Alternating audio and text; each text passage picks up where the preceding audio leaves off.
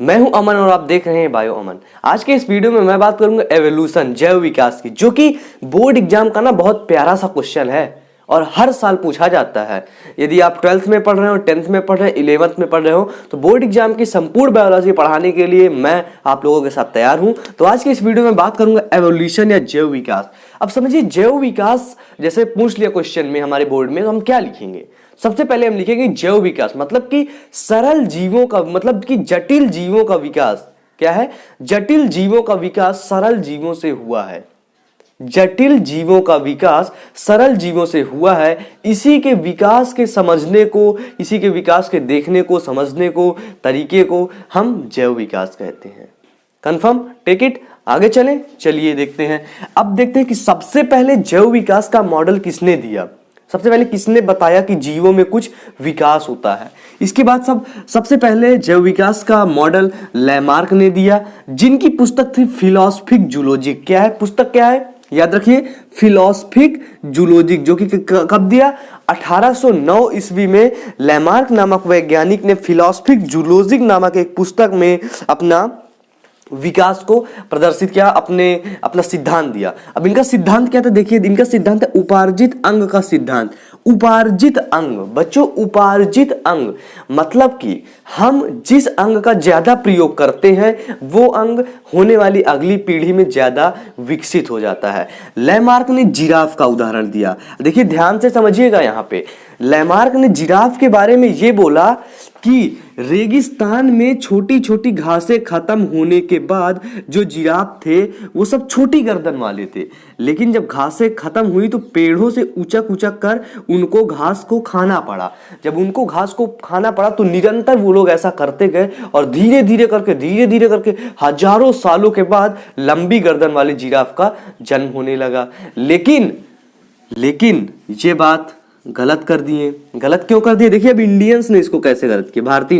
भारतीय बोलते थे कि हम लोग पुराने जमाने से, प्राचीन काल से कान और नाक छिदवाते आए हैं, है ना। औरतें, लड़कियां कान और नाक छिदवाते आई हैं, लेकिन कभी भी किसी ऐसी बालिका का या बालक का जन्म नहीं हुआ है जिसके कान या नाक छिदे गए हों। मतलब कि हम इसको निरंतर कर रहे हैं, लेकिन ऐसा जन्म नहीं हुआ। इसको गलत कर दिए। एक साइंटिस्ट है जिन्होंने सिद्ध किया है कि उन्होंने 21 पीढ़ी के चूहों की पूंछ लगातार काट दी, लेकिन 22वीं पीढ़ी में सिर्फ पूंछ ही वाला चूहा आया। ऐसा नहीं कि कटी पूंछ वाला चूहा पैदा हो गया, नहीं। तो इसलिए लैमार्क का सिद्धांत बिल्कुल गलत हो जाता है। इन्होंने सांप के बारे में बोला कि सांप के जो पैर थे ना वो बड़े थे, वो झाड़ियों में घुसने से उनको दिक्कत आती थी, इसलिए जब सांप धीरे धीरे करके उन पैरों का इस्तेमाल करना कम कर दिए। क्या किए? पैरों का इस्तेमाल करना अपना कम कर दिए। इसके बाद क्या होता है? जब सांप पैरों का इस्तेमाल करना कम किए तो झाड़ियों में मतलब कि धीरे धीरे करके निरंतर कई सालों बाद वो जो पैर थे ना उनके गायब हो गए, पैर उनके छोटे हो गए। ये कहा। अब देखते हैं हम डार्विनवाद क्या है। डार्विनवाद, सबसे पहले देखते हैं डार्विन की पुस्तक। डार्विन की पुस्तक का नाम है ओरिजिन ऑफ स्पीसीज। क्या नाम है? Origin of species. इसको आप लोग याद रखें क्योंकि बोर्ड में बहुत ज्यादा काम आने वाला है। सबसे पहली बात देखते हैं, आप लोगों ने सुना होगा डार्विन घूमने गया था। डार्विन कब घूमने गया था?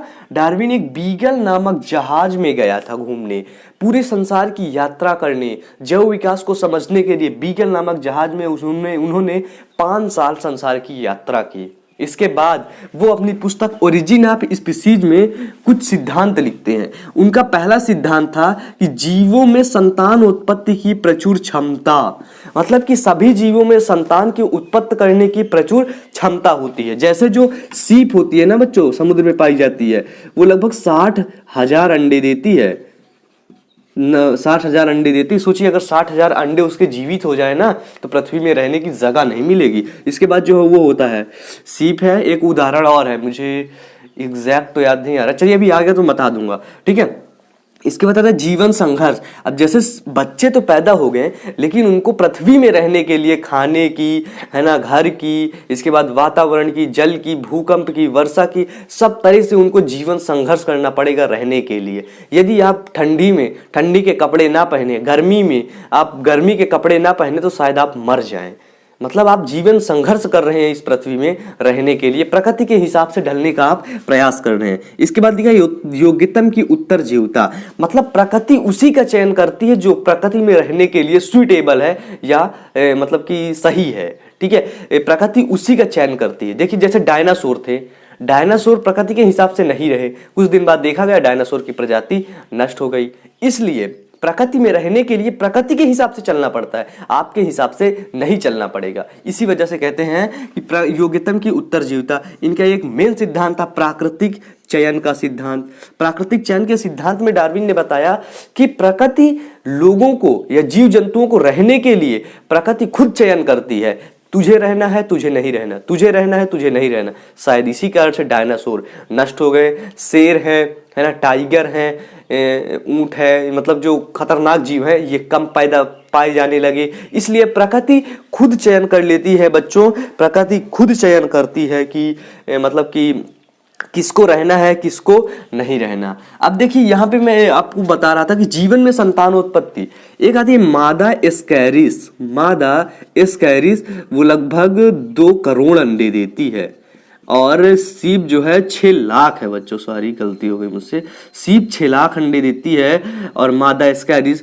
लगभग 2 करोड़ अंडे देती है। सोचिए अगर इतने अंडे पृथ्वी पे आ जाए ना तो पृथ्वी में कुछ दिन बाद रहने की जगह नहीं मिलेगी। देखिए ये सब जो चीजें मैंने आपको बताया लैमार्क और डार्विन है, इसको आपको बड़ा करके खूब अच्छे राइटिंग से लिखना है, तभी आप अच्छे नंबर पाएंगे। तो ऐसे ही वीडियोस के लिए चैनल को सब्सक्राइब कर दीजिए और नीचे कमेंट करके बताइए कि होने वाला बायोलॉजी का अगला वीडियो किस टॉपिक पर हो, मैं उस टॉपिक पर वीडियो 24 घंटे के अंदर आपको प्रोवाइड करवाऊंगा। जय हिंद, जय भारत, वंदे मातरम।